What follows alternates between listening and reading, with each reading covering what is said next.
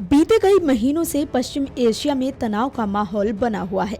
America और Iran के एक दूसरे पर हवाई हमले करने के बाद से पश्चिम एशिया में तनाव फिर से बढ़ गया है। ईरान और अमेरिका के बीच एक बार फिर हालात बिगड़ते नजर आ रहे हैं। ऐसे में पाकिस्तान ने अपनी मध्यस्थता में हुए युद्ध विराम को बचाने की कोशिशें शुरू कर दी हैं। दरअसल पाकिस्तान की मध्यस्थता में हुआ अमेरिका ईरान युद्ध विराम लंबे समय तक टिक नहीं पाया और जल्द ही ये टूट गया। दोनों तरफ से फिर से धमकियां दी जाने लगी हैं, जिससे एक बार फिर युद्ध जैसे हालात बनते नजर आ रहे हैं। वहीं पाक पीएम शहबाज शरीफ ने अमेरिका और ईरान के बीच ठप पड़ी वार्ता को फिर से शुरू कराने के लिए ईरान और कतर के शीर्ष नेताओं से अलग अलग बातचीत की है। शुक्रवार रात हुई इन बातचीत का उद्देश्य हालिया तनाव और दोनों पक्षों के बीच हुए हमलों के बाद बिगड़े हालातों को सामान्य बनाना तथा शांति प्रक्रिया को फिर से आगे बढ़ाना था। ईरान के राष्ट्रपति मसूद पेजेश्कियन से बातचीत के दौरान शहबाज शरीफ ने क्षेत्र में हालिया तनाव बढ़ने पर गहरी चिंता जताई है और क्षेत्रीय शांति एवं स्थिरता की तत्काल बहाली की जरूरत पर जोर दिया है। शरीफ ने इस्लामाबाद समझौता ज्ञापन के तहत किए गए वादों का पालन करने की अपील की है। शहबाज शरीफ ने कतर के अमीर शेख तमीम बिन हमद अल थानी से भी बात की है।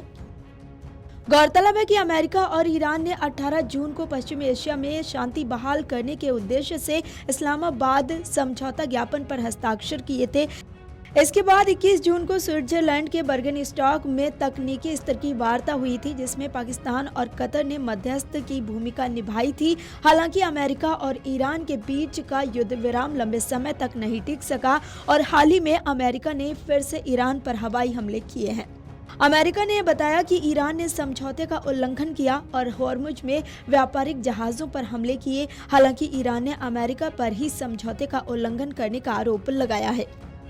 इस बीच मीडिया रिपोर्ट्स में दावा किया गया है कि ईरान अमेरिकी राष्ट्रपति ट्रंप को मारने की साजिश रच रहा है। इसे लेकर अमेरिका और ईरान के बीच तनाव और बढ़ गया है और अमेरिका ने ईरान को धमकी दे डाली है। हालांकि गनीमत रही कि दोनों तरफ से हमले फिलहाल नहीं हो रहे हैं और हॉर्मुज पर भी गतिविधियां सामान्य हैं। बता दें कि इससे पहले शुक्रवार को ट्रंप ने कहा था कि ईरान को युद्ध विराम खत्म होने की सूचना दिए जाने के बाद भी अमेरिका तेहरान के साथ बातचीत जारी रखेगा। इस बीच द वॉल स्ट्रीट जर्नल और CNN की रिपोर्टों के अनुसार इजरायली खुफिया एजेंसियों ने हाल ही में अमेरिका को चेतावनी दी है कि ईरान ने राष्ट्रपति डोनाल्ड ट्रंप की हत्या की एक नई साजिश तैयार की है। वहीं इन रिपोर्टों के सामने आने के कुछ ही घंटों बाद ट्रंप ने सार्वजनिक रूप से कहा कि वो तेहरान के नंबर 1 निशाने पर हैं और उन्होंने ईरान के खिलाफ अपनी सरकार की सैन्य कार्रवाई का बचाव किया है। हालांकि डोनाल्ड ट्रंप ने उन हालिया रिपोर्ट्स को भी खारिज कर दिया जिसमें कहा गया था कि इजरायल ने उनकी हत्या की ईरानी साजिश के बारे में जानकारी दी थी। अमेरिकी राष्ट्रपति डोनाल्ड ट्रंप ने कहा कि अगर ईरान उनकी हत्या की किसी साजिश में सफल होता है तो उन्होंने पहले से ही जरूरी निर्देश दे दिए हैं। ट्रंप ने कहा कि मैं लंबे समय से ईरान की हिट लिस्ट में नंबर 1 पर हूं और जिंदगी ऐसी ही होती है। मैंने साफ निर्देश दे रखे हैं कि अगर मेरे साथ कुछ भी होता है तो ईरान पर ऐसा हमला किया जाए जैसा उसने पहले कभी नहीं देखा होगा। अमेरिकी राष्ट्रपति डोनाल्ड ट्रंप ने ईरान को पूरी तरह से तबाह करने की धमकी दी है। Video desk amarujala.com।